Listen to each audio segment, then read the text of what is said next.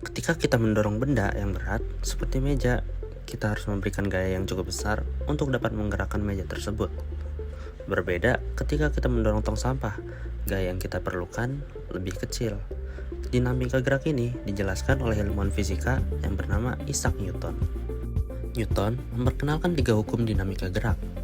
Hukum pertama mengenai kelembaman, hukum kedua mengenai hubungan gaya dengan massa dan percepatan benda, dan hukum ketiga menjelaskan tentang aksi-reaksi. Hukum Newton pertama mengatakan benda yang diam cenderung untuk tetap diam, sedangkan benda yang bergerak dengan kecepatan konstan akan cenderung tetap berada pada kecepatan konstannya tersebut. Contohnya pada hukum ini adalah meja akan tetap diam sampai ada gaya yang cukup untuk menggerakkan meja tersebut. Newton menyatakan hukum ini dengan setiap benda tetap dalam keadaan diam atau bergerak dengan kelajuan konstan pada garis lurus, kecuali ada resultan gaya yang bekerja pada benda tersebut.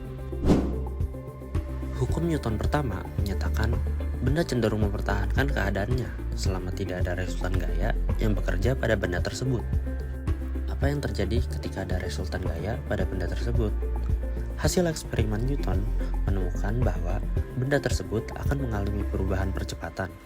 Ketika gaya yang bekerja searah dengan gerak benda, benda tersebut akan dipercepat, dan ketika gaya ini berlawanan dengan arah gerak benda, benda tersebut akan diperlambat. Selain gaya mengubah percepatan benda, Newton juga menemukan hubungan antara gaya dengan massa suatu benda. Massa adalah ukuran kelembaman suatu benda.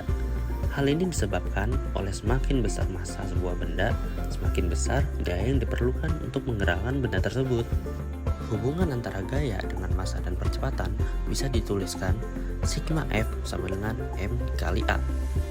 Intinya, semakin besar gaya yang diberikan, semakin besar perubahan percepatannya. Arah percepatan searah dengan arah resultan gaya. Contohnya, kita memerlukan tenaga yang lebih besar untuk mendorong mobil daripada mendorong motor. Contoh lainnya, sebuah kursi yang semula diam lalu diberi massa dan percepatan. Hukum ini menyatakan bahwa gaya selalu muncul secara berpasangan. Hukum ini dinyatakan dengan ketika suatu benda memberikan gaya pada lainnya, benda kedua akan memberikan gaya yang sama dan berlawanan arah pada benda pertama. Contohnya, saat kita berdiri di lantai, kita memberikan gaya pada lantai, dan lantai juga memberikan gaya kepada kita. Contoh lainnya, saat kita sedang melakukan push up,